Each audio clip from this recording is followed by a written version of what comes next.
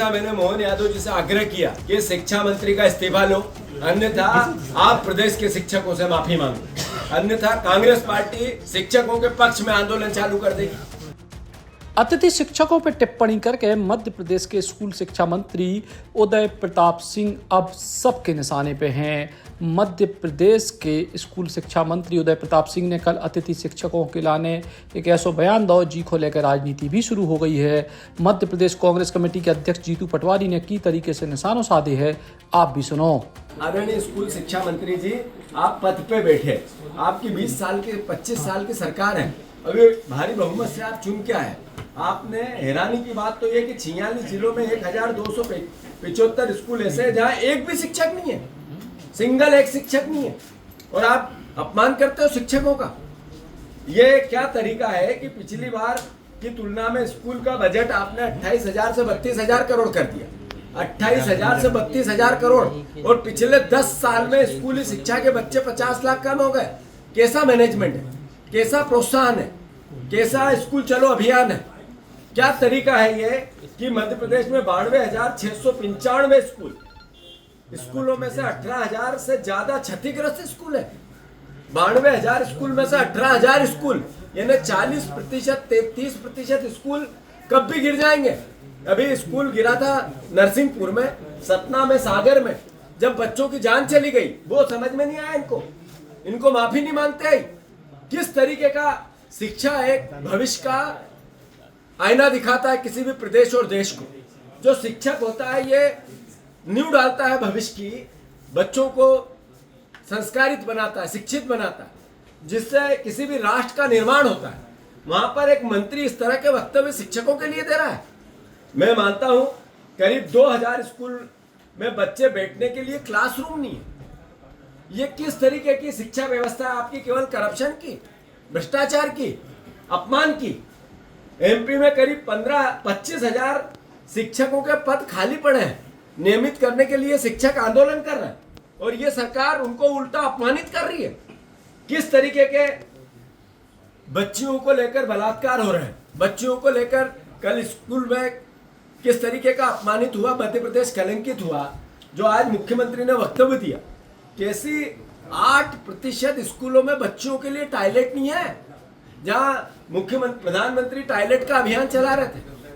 मैं मानता हूं कि मैंने जैसा शुरुआत की थी कि हम जब हमारे पास 15 महीने की सरकार आई थी, हमने अतिथि शिक्षकों को नियमित करने के लिए प्रयास चालू कर दिए थे, हमने एग्जाम्स चालू कर दी थी, हमने अतिथि विद्वान जो थे कॉलेज में उनके 80% का रिक्रूटमेंट लीगल कर दिया था। हमने कोशिश की कि ये नियमित कैसे, उसके लिए प्रयास चालू कर दिए थे। जब वो आंदोलन करते थे हम अपमानित नहीं करते थे, उनके पास जाके बातें करते थे, उनकी बातें सुनते थे, ताने सुनते थे, उसके बाद भी संयम रखते थे।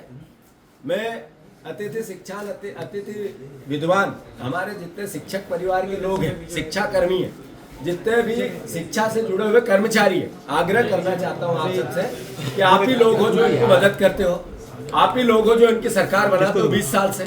अगर आप ऐसे अपमानित होकर भी इनकी सरकार बनाओगे तो फिर विपक्ष क्या करेगा, कांग्रेस क्या करेगी? आपको भी जागना पड़ेगा कि आखिर हमें आप ताकत नहीं दोगे, मदद नहीं करोगे तो हम इनसे मुकाबला कैसे करेंगे? हम कैसे, आपकी शक्ति से ही हमारी शक्ति है, विपक्ष की शक्ति है। मैं फिर से एक बार अनुरोध करता हूं कि मैंने बहुत गंभीरता से लिया है इस पूरे प्रकरण को, कांग्रेस पार्टी ने गंभीरता से लिया है। मैंने हमारे शीर्ष नेतृत्व को भी आग्रह किया कि मध्य प्रदेश में अब शिक्षकों का अपमान हो रहा, सत्ता के मद में ये सरकार मदमस्त हो गई है। ये सरकार के मंत्री सिर्फ करप्शन करना चाहते हैं। अरे शिक्षा मंत्री के पास परिवहन मंत्रालय भी है, वहाँ करप्शन नहीं हो रहा है तो शिक्षक पे उसकी भड़ास निकाल रहे हैं। वहाँ पे इनके आपस में तालमेल नहीं बन रहे हैं कई अलग अलग प्रकार के, तो उसकी कुंठा सरकार को अस्थिर करने में लगे हैं। क्या कारण है? हम मोहन यादव जी को 25 बार कह चुके हैं कि हम सकारात्मक विपक्ष की भूमिका निभाना चाहते हैं, जनता की आवाज उठाना चाहते हैं, आपसे सुधार की अपेक्षा है। हम चाहते हैं आपकी 5 साल सरकार चले, आपको पूर्ण बहुमत मिला, पर आप ही के मंत्री अनर्गल आरोप आप पे लगा रहे हैं। इसका मतलब क्या है? आपको अस्थिर करना चाह रहे हैं। मैं फिर से, जैसा मैंने मोहन यादव जी से आग्रह किया कि शिक्षा मंत्री का इस्तीफा लो, अन्यथा आप प्रदेश के शिक्षकों से माफी मांगो, अन्यथा कांग्रेस पार्टी शिक्षकों के पक्ष में आंदोलन चालू कर देगी। हम शिक्षकों के लिए सड़क पे आएंगे। हम ये गुरु परंपरा इस प्रदेश की, इस देश की, भारतवर्ष की, प्राचीन भारत की, उसकी रक्षा करने के लिए हमारा दायित्व है, हमारा धर्म है, उसकी पालना करेंगे। मैं फिर से कांग्रेस पार्टी को एक नया आंदोलन दे रहा हूं, जिसमें युवा कांग्रेस और NSUI के कार्यकर्ता हर जगह जगह जाके स्कूलों में जो हमारे शिक्षक है उनके पाद पूजन करेगी और उनसे इनको सद्बुद्धि की प्रार्थना करेगी। इस सरकार को सद्बुद्धि मिले, इसके मंत्री को सद्बुद्धि मिले। इसका पूरे प्रदेश में आंदोलन NSUI चलाएगी, यूथ कांग्रेस चलाएगी, हमारी महिला कांग्रेस चलाएगी कि शिक्षकों का अपमान हुआ है, उसका सद्बुद्धि की प्रार्थना भी करेगी और पाद पूजन करेगी। ये सारे जिलों में कार्यक्रम होगा। और मैं फिर से, मोहन यादव जी, आप माफी मांगो या शिक्षा मंत्री का इस्तीफा लो, ये कांग्रेस पार्टी की मांग है। ये शिक्षकों का अपमान मध्य प्रदेश सहन नहीं करेगा, कांग्रेस पार्टी सहन नहीं करेगी। दरअसल कल अतिथि शिक्षकों के मुद्दे पे स्कूल शिक्षा मंत्री उदय प्रताप सिंह कचू ऐसो कह गए कि पूरे मध्य प्रदेश के अतिथि शिक्षक भयंकर नाराज हो गए। नाम क्या है उनका? अतिथि। आप हमारे मेहमान बन के आओगे तो घर पे कब्जा करोगे क्या? मेरा आपसे आग्रह ये है कि माननीय जो हमारे अतिथि शिक्षक हैं उनको शिक्षण व्यवस्था में जहाँ पर गैप है, जहाँ शिक्षक कम है, वहाँ उनको लगाया जाता है। अभी पिछले दिनों वो आए थे, हम लोग उनके साथ बैठक की थी और उनके जो 2-3 विषय हैं, महत्वपूर्ण विषय, उनको हम लोग उन पर काम कर रहे हैं, कार्रवाई कर रहे हैं। और हमारी कोशिश होगी, कोई अतिथि शिक्षक लगता है तो उससे पूरा एकेडमिक सेशन उससे काम कराया जाए कि वो भी हमारे एक बेरोजगार नौजवान है और उसके हितों की रक्षा सर्वोच्च प्राथमिकता हमारी है, क्योंकि हमारे स्कूलों के संचालन में अतिथि शिक्षक की महत्वपूर्ण भूमिका है। और जब विभाग ये मानता है कि अतिथि शिक्षक हमारे लिए महत्वपूर्ण है, इसलिए उसको भी चिंता नहीं करना चाहिए। जहाँ तक उनके असंतोष की बात है, आप कल्पना करिए कि वो कहते पिछले साल 68,000 अतिथि शिक्षक थे, इस बार हमारे कम बचे हैं। तो हमारा जो शिक्षक जहाँ बच्चे नहीं है वहाँ पर पदस्थ था, उसको हमने निकाल के जो खाली जगह है अतिशय से वहाँ ले जाने का काम किया। हमने उच्च पद प्रभार की पोस्टिंग प्रमोशन एक बार युक्तियुक्तकरण होने से 12 से 13,000 शिक्षकों की हमारी कमी की पूर्ति हुई। तो स्वाभाविक रूप से जहाँ पूर्ति हो गई वहाँ शिक्षक क्यों भर्ती करेंगे? वो संख्या तो कम आना ही है, और अगर हम करेंगे तो उनकी सैलरी कहाँ से देंगे?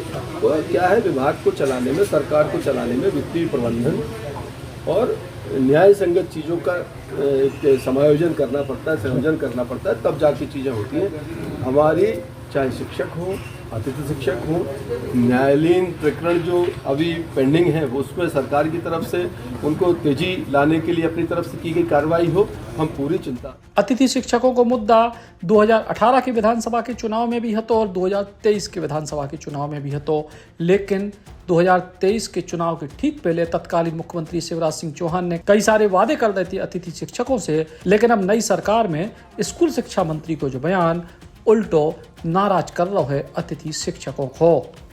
Eklavya University The Move will guide you towards a bright future. 28 acres of lush green campus, largest campus of Bundelkhand, experienced and dedicated faculty. 50 future-ready courses taught in 12 different schools, separate courts and ground for sport, fully equipped lab and workshop, safe and fully equipped separate hostel for girls.